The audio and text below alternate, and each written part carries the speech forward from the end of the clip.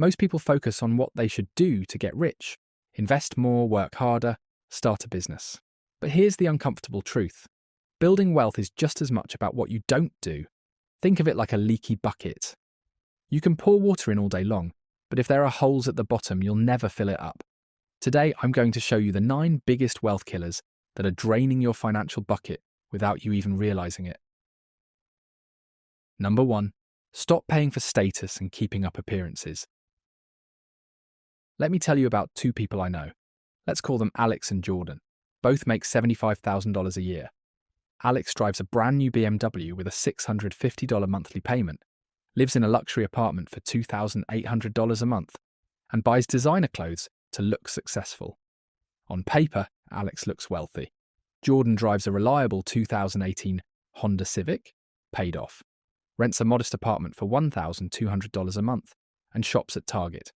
Jordan looks ordinary. Here's the plot twist.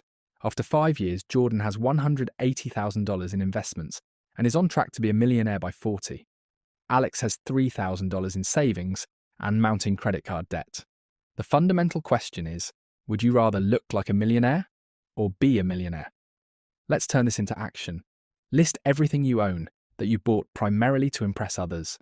Calculate how much you spend monthly on status symbols. That's money that could be working for you instead of against you. Number 2. Avoid the victim mentality and overinflated ego trap. This is where 2 dangerous mindsets converge. The victim mentality, where someone thinks, "It's not my fault I'm broke. The system is rigged. My boss doesn't like me. The economy is terrible." And the Dunning-Kruger effect, where someone believes, "I'm smarter than everyone else. I don't need advice. I can figure this out myself." Here's a real example. I once knew someone who lost $50,000 day trading. Instead of admitting they lacked experience, they blamed market manipulation and immediately started giving investment advice to others. They never learned from their mistakes because their ego wouldn't let them. Contrast this with Warren Buffett, who still calls himself a student of investing at 93 years old. The more you learn, the more you realize how much you don't know. Let's turn this into action.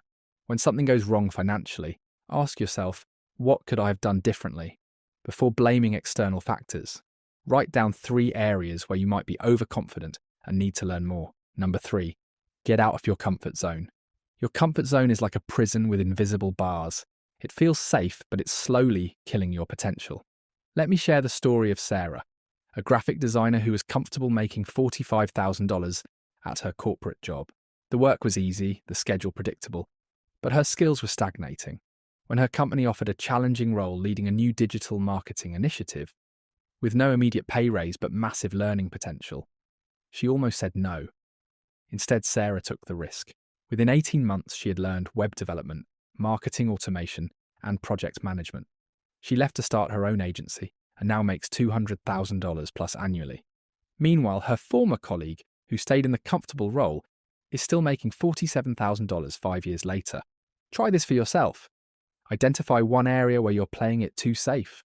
What's one calculated risk you could take this month that might accelerate your growth? Number 4. Stop drowning in bad advice. Information overload is the enemy of action. When everyone has an opinion about your money, you end up paralyzed. Imagine you're trying to lose weight. On one side, your overweight uncle shrugs and says, "Just eat less." A friend chimes in about their 2-week keto experiment. A random fitness influencer on TikTok swears by a magic trick. And then there's a certified nutritionist who's actually helped hundreds of people reach their goals. Now ask yourself, whose advice would you really trust? The same principle applies to wealth building. Yet most people give equal weight to their broke friends' investment advice and insights from actual millionaires. That's where a simple filter system comes in. Before you take anyone's advice, ask yourself 3 questions. Does this person actually have the results I want? Have they truly done what they're telling me to do? And are they speaking from real experience or just repeating something they once heard? These filters cut through the noise and point you toward the voices worth listening to. Let's turn this into action. List the top 5 people whose financial advice you currently follow. Next to each name, write their actual financial results. Keep only the advice from those who have achieved what you want. Number 5, Don't prioritize short-term money over long-term growth. This is the classic Path A versus Path B dilemma. Path A: take the high-paying but soul-crushing corporate job with no growth potential. You'll make good money immediately, but plateau quickly. Path B: take the challenging, lower-paid role with incredible learning opportunities and potential equity. You might struggle initially, but could earn exponentially more later. Consider the story of Brian Chesky, co-founder of Airbnb. He was a struggling designer selling cereal boxes to pay rent while building Airbnb. He could have taken a stable design job for $60,000, but instead chose to live on friends' couches while building something bigger. Airbnb is now worth over $70 billion. At the end of the day, wealth comes down to two golden assets. The first is skills, the abilities that make you so valuable, you can't easily be replaced. The second is equity, owning a piece of the growth, whether that's shares in a business, real estate, or your own company. Master these two, and you're not just earning, you're building lasting wealth.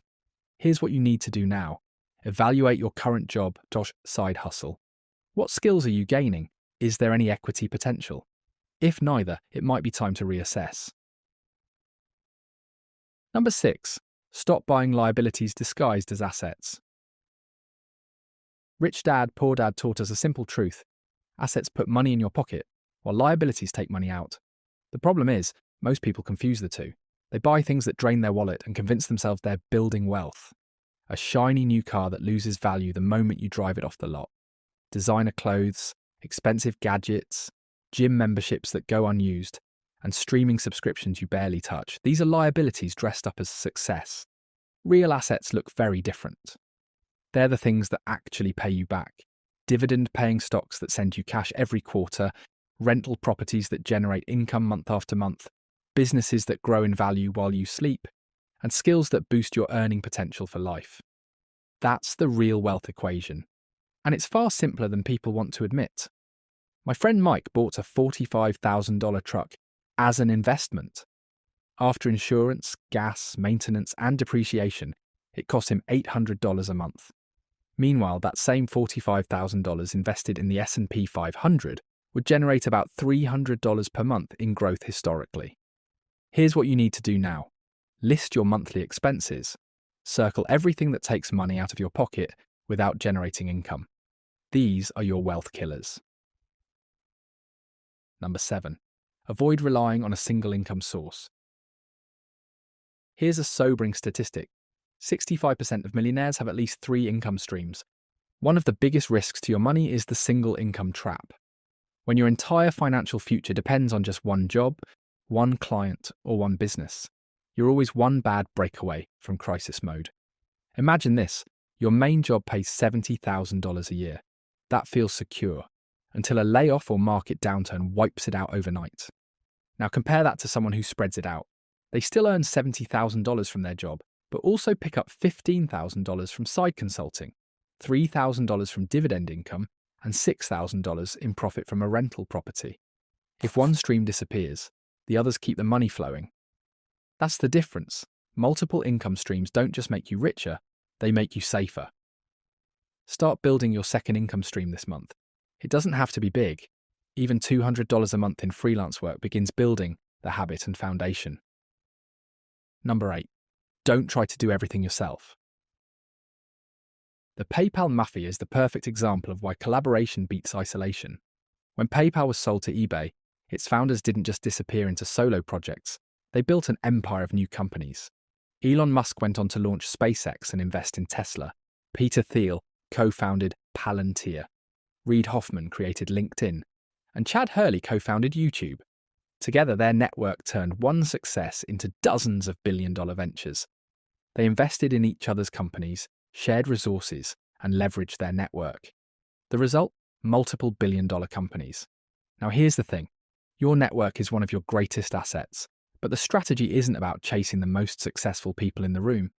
Instead, look for those just a few steps ahead of where you want to be. Show up with value first before you ever ask for anything in return. And most importantly, build real relationships, not shallow transactional ones. That's how opportunities find you, long before you even go looking for them. Try this for yourself. Join one professional group or community related to your wealth building goals this week. Attend one event or engage meaningfully in one online discussion. Number 9. Avoid lifestyle distractions. This one might trigger some people, but the data is clear. Focused sacrifice in your 20s and early 30s creates exponential returns later. The way focus works is simple. It's an equation. Every dollar you spend on partying, dating, or drinking is a dollar you didn't invest. Every weekend you waste being hungover is a weekend you didn't use to build. And every bit of energy lost to relationship drama is energy that never goes toward your growth. Focus isn't about saying no to fun forever. It's about realizing what each choice is really costing you. Let's put some real numbers behind this. The average night out costs about $100. Go out twice a week, and over 10 years you've spent $104,000. Gone. But if that same money had been invested with just an 8% return, it would have grown into $159,000. That's the hidden cost of lifestyle choices. What feels small in the moment can quietly erase your financial future. I'm not saying become a hermit forever. I'm saying be intentional about timing. Your peak wealth building years, 20 to 35, might require peak focus. Now check this in your own life. Calculate how much you spend monthly on activities that neither generate income nor build valuable skills. Consider redirecting 50% of that spending toward investments or skill development. Here's the mathematical reality. Avoiding these 9 mistakes isn't just about saving a little money. It's about compounding your wealth exponentially. Imagine each mistake cost you just $500 a month. In the first year alone, that's $54,000 you've kept instead of wasted. Fast forward 10 years, and with compound growth, that small habit adds up to over $815,000. Stretch it to 20 years, and you're looking at more than $2.6 million. That's the power of simple choices repeated over time. The person who makes all these mistakes, they're still broke at 45, wondering where their money went. Wealth building isn't about being the smartest person in the room. It's about avoiding the stupid mistakes that everyone else makes. Believe it or not, everything we just covered, the 9 things to avoid, is the easy part. It's simply about not doing things. It's passive. But that raises a fascinating question. If it's that simple, why isn't everyone rich? The answer is because there's a second, much harder part of the journey. It's the active part, the one that requires grit, pain, and letting go of parts of your life you're comfortable with. It's the art of the sacrifice. I've detailed the 15 most critical sacrifices you'll need to make in my next video. Click the thumbnail to discover the hard part of getting rich. Don't forget to subscribe, and I'll see you there.